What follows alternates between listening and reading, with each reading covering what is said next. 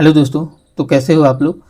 तो आज हम अपना एसएससी मैथ कैलकुलेशन सीरीज़ का डे 4 स्टार्ट करने जा रहे हैं और इसमें हम थोड़ा सा चेंज लाने वाले हैं क्योंकि अभी तक डे 3 तक हमने क्वेश्चंस के थ्रू जो भी कैलकुलेशन को किया, लेकिन मुझे लगा कि अभी नीड है कि प्योर कैलकुलेशन करने की और थोड़ा सा मतलब एक्स्ट्रा कैलकुलेशन मान लो 15 से 20 मिनट हम करेंगे सिर्फ कैलकुलेशन। तो ये ज़्यादा हेल्प इसलिए करेगा क्योंकि अभी सेक्शनल टाइमिंग इंट्रोड्यूस हो चुका है एसएससी में। तो इस कंडीशन में 15 मिनट में 25 क्वेश्चन करना तभी पॉसिबल है जब प्योर कैलकुलेशन आपको अच्छे से आता हो। आपने कई टॉपर से भी सुना होगा कि वो सुबह उठते थे तो 15 से 20 मिनट पहले कैलकुलेशन पे ध्यान देते थे, वो उसके बाद मतलब चीज़ें वो क्या एट्सेट्रा वो स्टार्ट करते थे। तो इसलिए अभी हम सिर्फ प्योर कैलकुलेशन पे फोकस करेंगे डे 4 से स्टार्टिंग करके। आप मुझे बताना अगर आपको लगे कि क्वेश्चंस के थ्रू कैलकुलेशन करना ज़्यादा इजी है तो कमेंट बॉक्स में बताना, और ऐसे ही कैलकुलेशन करना ज़्यादा अच्छा लगे तो आप कमेंट बॉक्स में मुझे ये बात भी बताना, ठीक है। तो अभी टाइम को वेस्ट किए बिना अभी ये calculation pure calculation series start करने जा रहे हैं डे 4 से। और मैं अपना वैसे तो मैं एक क्वेश्चन बहुत ही कम टाइम में ये सब कैलकुलेशन कर लूँगा, लेकिन मैं आपको थोड़ा बहुत समझाते चलूँगा और वो जो भी समझाऊँगा वो वर्बली ही समझाऊँगा, कोई लिख के नहीं समझाऊँगा। क्योंकि इस समय हम लोग क्या फोकस कर रहे हैं कि माइंड की एक्सरसाइज पे फोकस कर रहे हैं, ठीक है। तो माइंड का एक्सरसाइज ज़्यादा ज़रूरी है।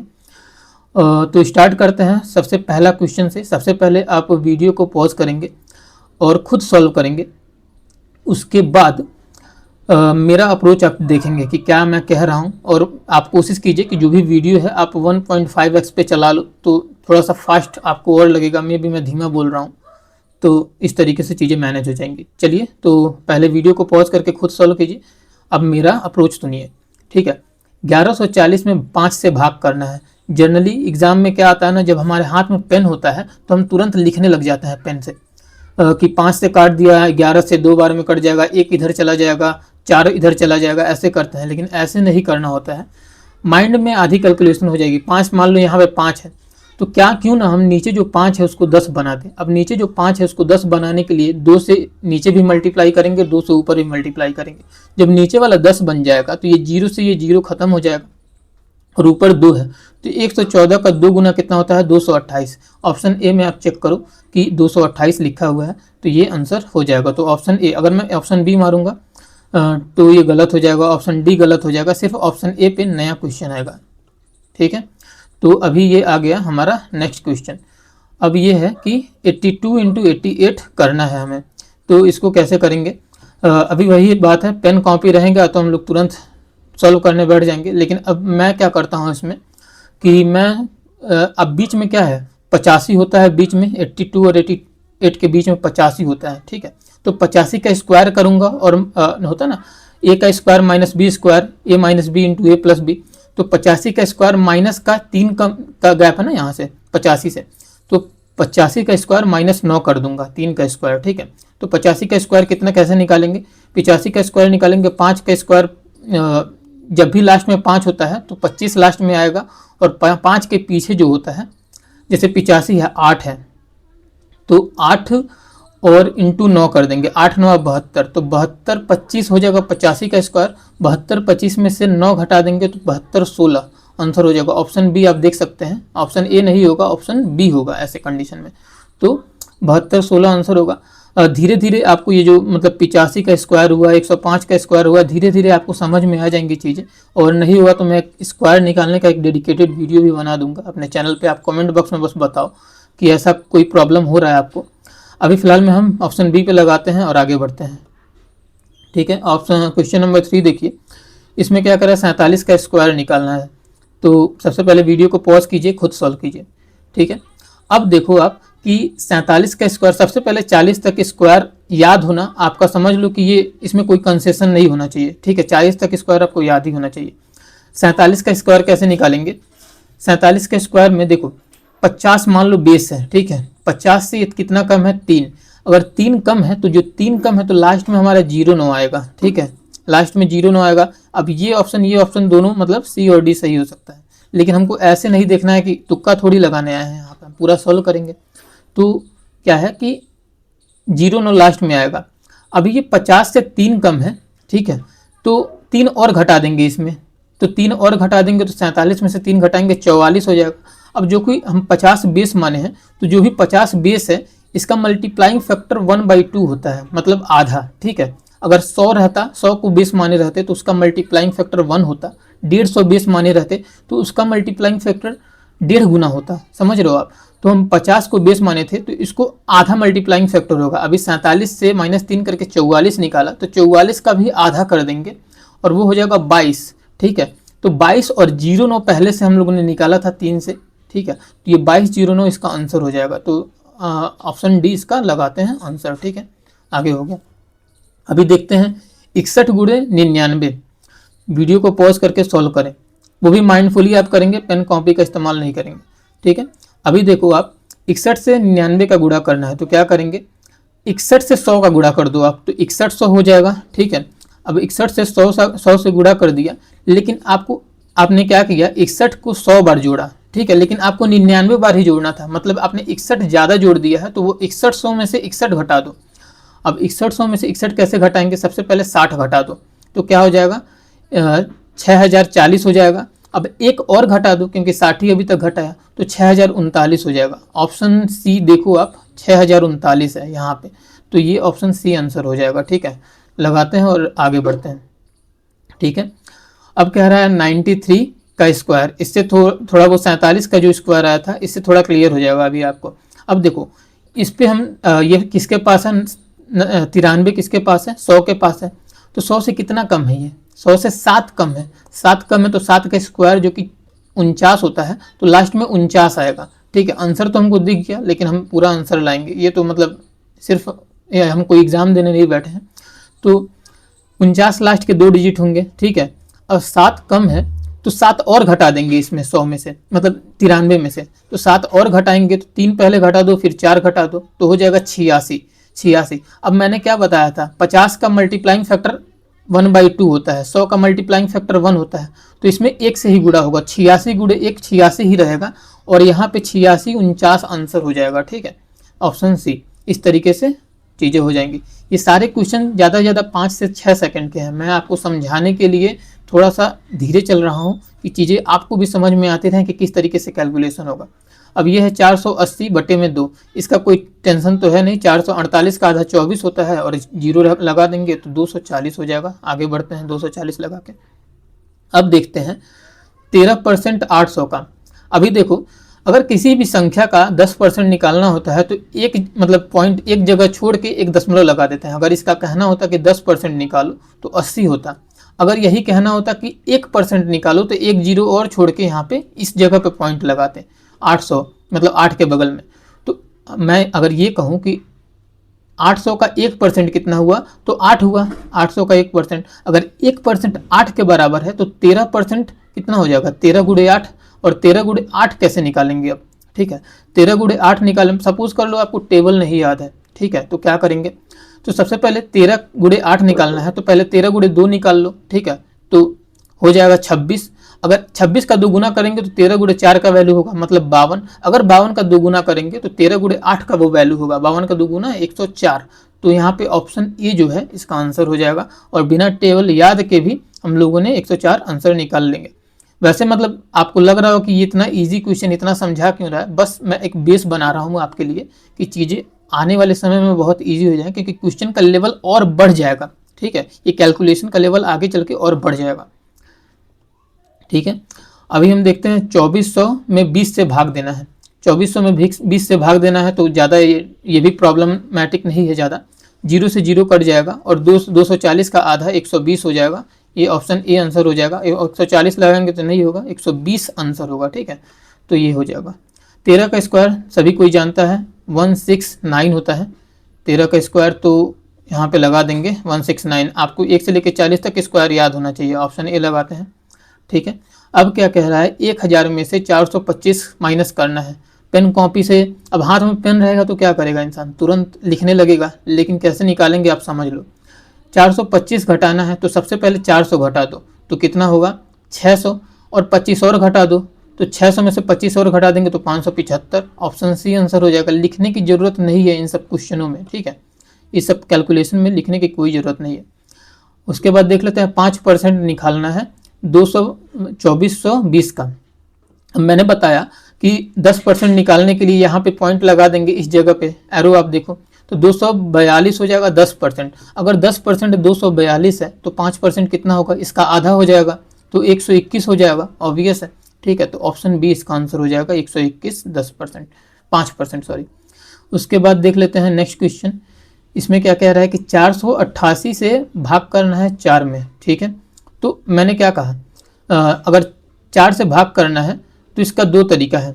एक तो आप ऐसे भी लिख सकते हो कि 4 से एक बार में काट दो, फिर दो बार में 122 हो जाएगा। ठीक है, लेकिन 4 से अगर डिवाइड करना है तो आप एक तरीका और समझ लो कि इसका दो बार आधा आधा कर दो, मतलब कि 400 का इसका 488 का पहला आधा करेंगे तो 244 होगा, और 244 का भी आधा करेंगे तो 122 होगा।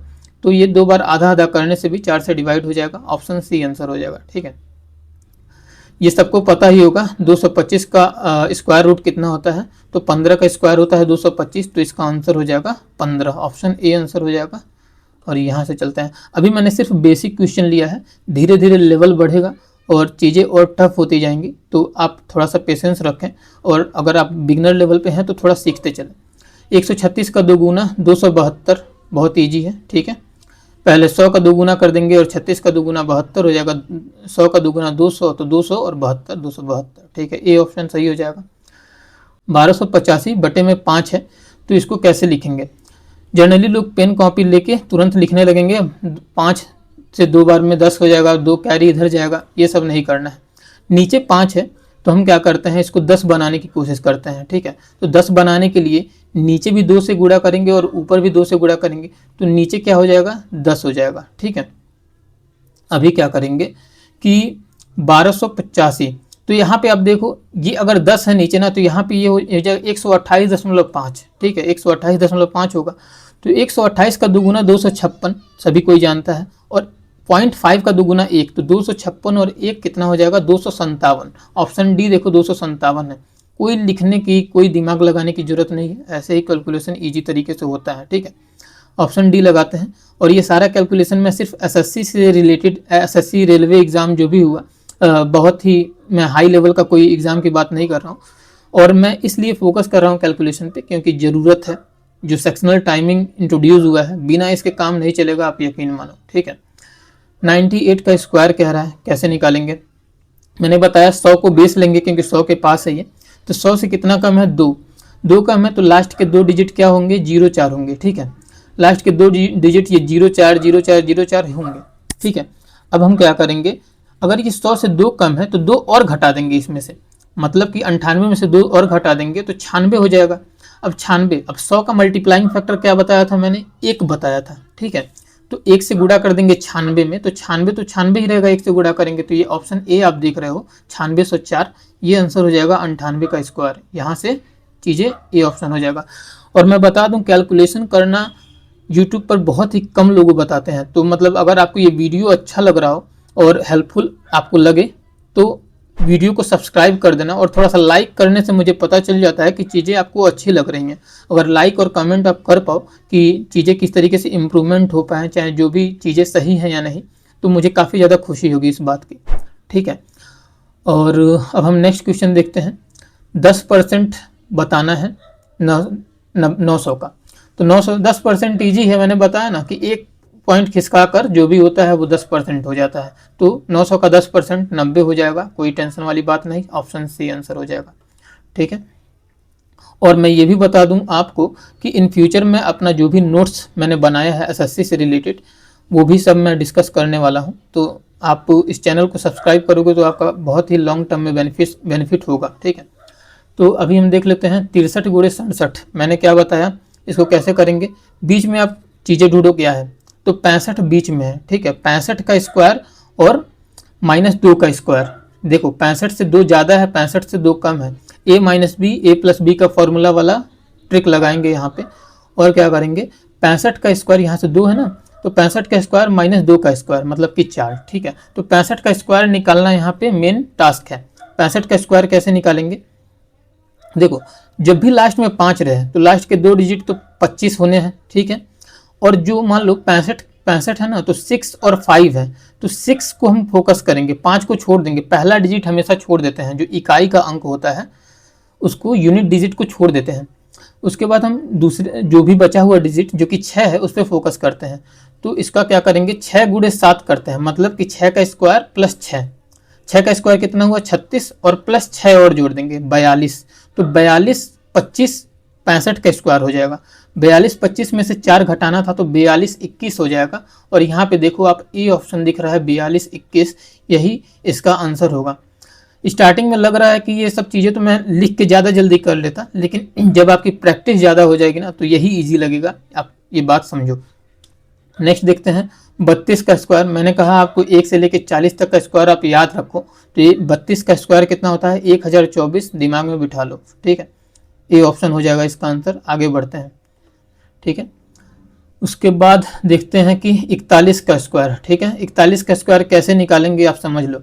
50 इसके पास में है, ठीक है, 50 इसके पास में है, तो कितना कम है 50 से 9 कम है। इसका मतलब लास्ट के 2 डिजिट क्या होने वाले हैं 9 का स्क्वायर, मतलब कि 81 लास्ट के 2 डिजिट होने वाले हैं, ठीक है। अब ये 50 से 9 कम है तो इसमें 9 और घटा देंगे, तो 41 में से अगर 9 घटाएंगे तो कितना होगा, 41 में से पहले 1 घटा दो फिर 8 घटा दो, मतलब कि 32 हो जाएगा, ठीक है। अब मैंने बताया था कि जो 50 से हमने बेस माना यहाँ पे, तो 50 का मल्टीप्लाइंग फैक्टर कितना होता है 1/2। इसका मतलब 32 का जो आया वहाँ पे आधा हो जाएगा उसका, तो 32 का आधा होता है तो 16 आ गया। और लास्ट के 2 डिजिट हमने क्या निकाला था, ये देखो 81 निकाला था, तो यहाँ पे हो जाएगा 1681, ठीक है। तो ऑप्शन बी इसका आंसर होगा। मैं पेन और कॉपी का इस्तेमाल जानबूझ के नहीं कर रहा हूँ क्योंकि आपके माइंड की एक्सरसाइज उस तरीके से नहीं हो पाएगी, ठीक है। नेक्स्ट क्वेश्चन देखते हैं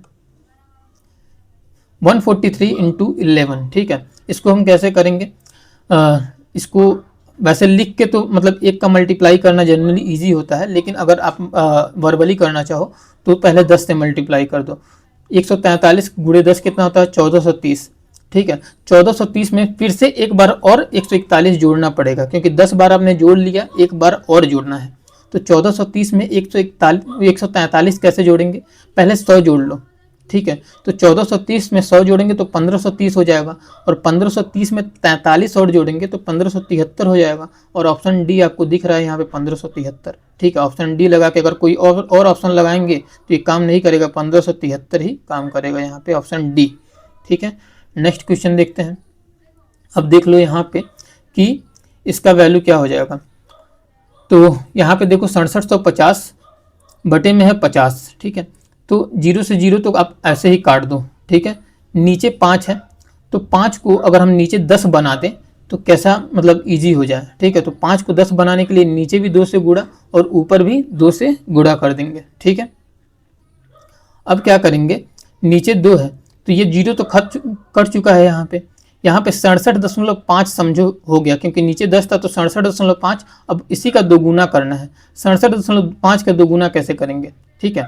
तो आप यहाँ पे ध्यान दो, 60 का दोगुना होता है 120 और 7.5 का दोगुना होता है 15, तो 120 और 15 135 इसका आंसर हो जाएगा। ऑप्शन डी में आपको यहाँ पे आंसर दिख रहा है 135, और यहाँ पे ऑप्शन डी हो जाएगा आंसर, ठीक है। ये सारा कुछ मैं आपके सामने लाइव कर रहा हूँ, ऐसा नहीं है कि मैंने किसी क्वेश्चन का आंसर रट के बैठा हूँ, ठीक है।